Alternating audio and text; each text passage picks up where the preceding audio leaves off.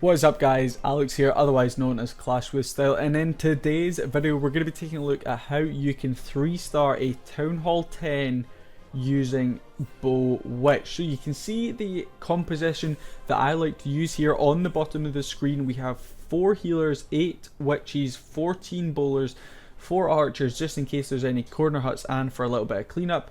Of course we bring a wall wrecker as the siege machine, and then our heroes. We have 2 heal, 2 rage and 4 free spells. Now a lot of people would say you could drop 2 of the free spells and bring another heal or another rage, but personally I like to bring the 4 free spells to keep those infernos under freeze for as long as needed. And using this strategy, pretty much you can 3-star most Town Hall 10 layouts. Some anti 3-star layouts will prove pretty difficult using this strategy, but against common bases, against sort of trophy pushing bases like a base like this, or other styles of the ring bases and whatnot, this strategy will destroy them. So we're going to be taking a look at 3 attacks, all of which are from Live It Little, which is an account that I used in CW. Obviously the heroes aren't max. This is actually my girlfriend's account. She likes to get me to do the attacks for her. But we're going to be taking a look at this exact army composition for 3 attacks. So let's just play and see how I go about this. So what I always start with is 4 witches on one side, 4 witches on the other, then 2 healers on each group. And it's important to try and get those healers to stay on the witches. You can see one of them already unfortunately targeting skeletons there on the top, because we definitely want to keep these witches and the healers up for as long as possible. And the goal with these is to walk them around the edge of the base to funnel to make sure these bowlers go into the base. And the good thing about the witches is they will keep wandering around the base, and sometimes the healers may push into your troops. As you can see on this left hand side, those 2 healers actually are going to be drawn in by those bowlers. And if we pause it there, you can see I am now going to be starting to get some free spells down on these inferno towers. Entering the base, I used my wall wrecker out in front, then I dropped my king, queen and all 14 of my bowlers. I got them under rage and heal pretty quickly. You can see them at the start of the base there. That is where I used them, and then I will be using these free spells in the core of the base. And out comes the clan castle troop on this right hand side. I was able to catch them with a freeze, which meant these bowlers in the center, especially the ones that came out of the wall wrecker, will be under rage and heal for a lengthy period of time, which is perfect. This will also give the queen a chance to step up and take out the clan castle troops here on the right hand side. The king's ability is going to be used, but unfortunately he's not going to get any value as the dragon and the balloon is going to wipe him out. But luckily one of the healers that is pushed into the center with these bowlers is going to keep them up on full health, and they will do a huge portion of the cleanup for us.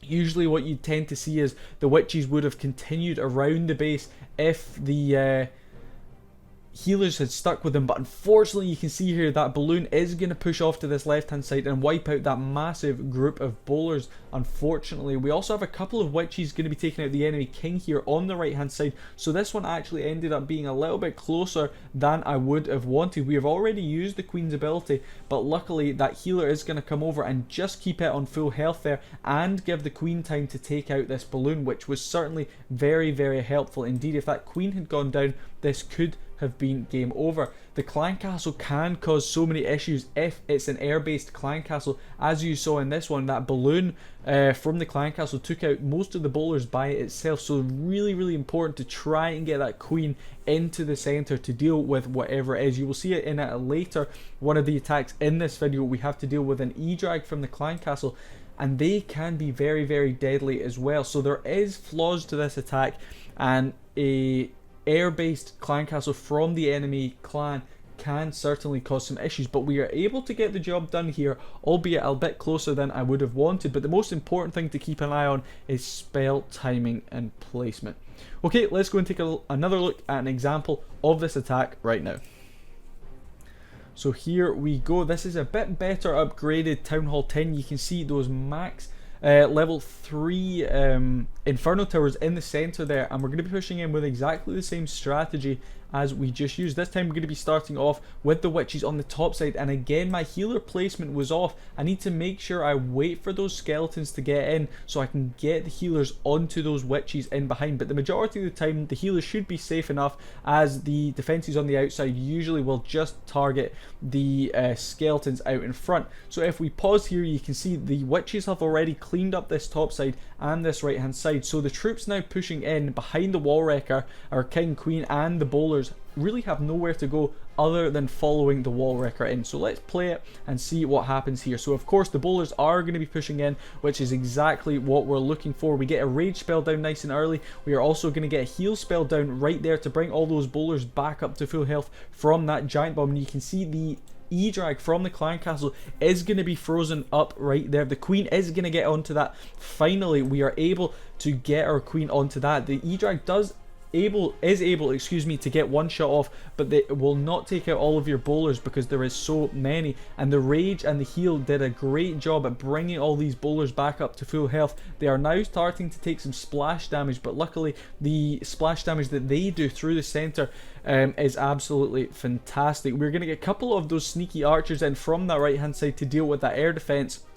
Unfortunately, we've lost the healers down on the bottom section of the witches, but with the amount of bowlers we still have up, spoke too soon, that giant bomb took out the majority of them, but with the king and queen's ability both still on full health and the ability still in hand, this one is pretty easy indeed. We got such great value through the center of this base. You can see how clumped up these compartments were, and it meant that the bowlers got incredible value even with that E-drag taking out quite a few of them. And it's really important at the start to make sure your queen takes out whatever is in the clan castle. Obviously if it's a ground based clan castle, usually you will be fine. The bowlers will deal with that pretty easily, but if it's an air based clan castle, your queen has to get in there, otherwise it will roast your king, wall wrecker and your bowlers. So let's go and take a look at the last example of this attack strategy right now. And here we go. Again, it's not a completely maxed Town Hall 10. They are quite low. There's plenty of Town Hall 9 defenses in there, even this little baby cannon over here. But nonetheless, it is a Town Hall 10 and it's still a challenge to 3-star. You can see it's not an easy base.